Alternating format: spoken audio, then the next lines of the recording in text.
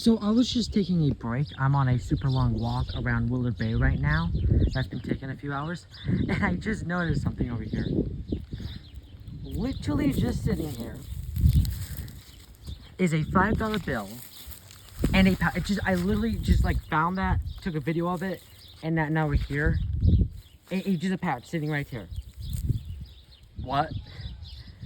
And I don't, what was that even doing there? Thank you, Wasps. Yes, stay away.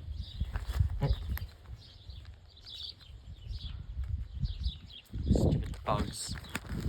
It's literally just full of Lego treasure. So I'm gonna look at that more later, but I just thought that was just random and pretty cool to find. So that was kind of a cool find.